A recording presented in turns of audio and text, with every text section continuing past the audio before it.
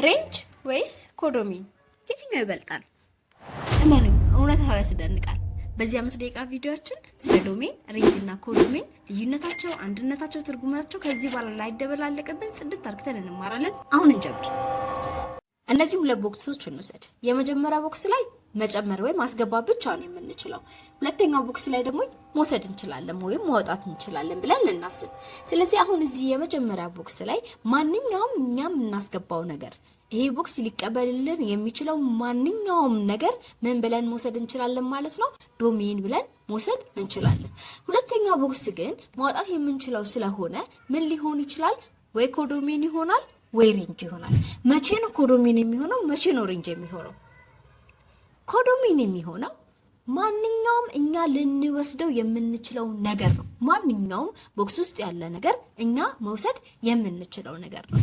ሬንጅ የሚሆነው ግን አክቹአሊ እኛ የወሰድነው ከዚህ ቦክስ ውስጥ የወጡ ነገሮች አክቹአሊ የወሰድነው ማለት ነው። አሁን ለምሳሌ ከዚህ ትልቅ ቦክስ ውስጥ እኛ የምንፈልገውን ነገር ሰብስበን አውጥተን በዚች ትንሽዬ ቦክስ ውስጥ ብናስቀምጠው ይህ የመጀመሪያው ምን ይሆናል?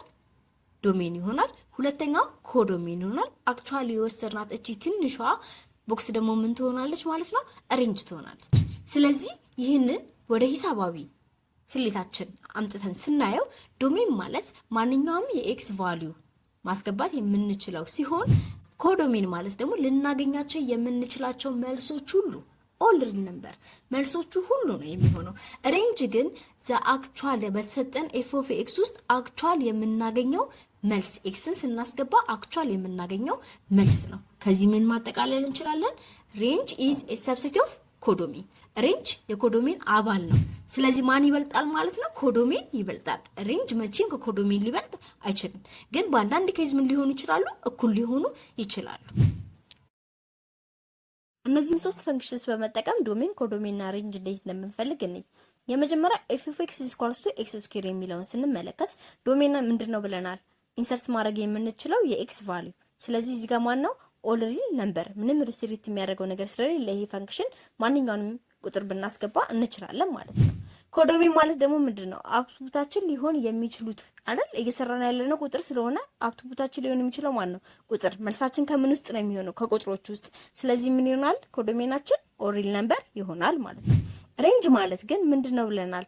አክቹአል ቫልዩ ኦፍ ዋይ ኤክስን ስናስገባ የምናገኘው ትክክለኛ ዋይ ቁጥር ማን ነው ነው። አሁን ይሄ ፈንክሽን ምን አይነት ፈንክሽን ነው?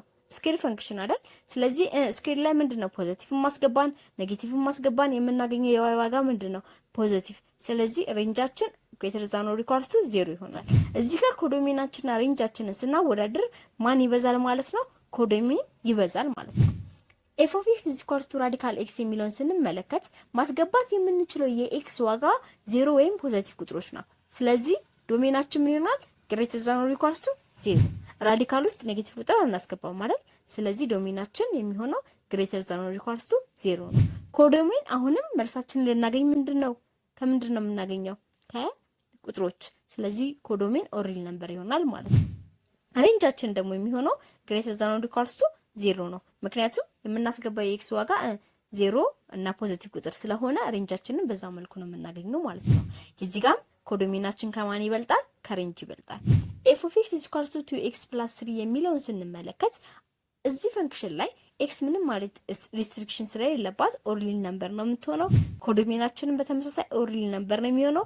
ሬንጅም እዚህ ጋር ምንድነው? ኦል ሪል ነምበር ነው። ምንም አይነት ሪስትሪክሽን የለም።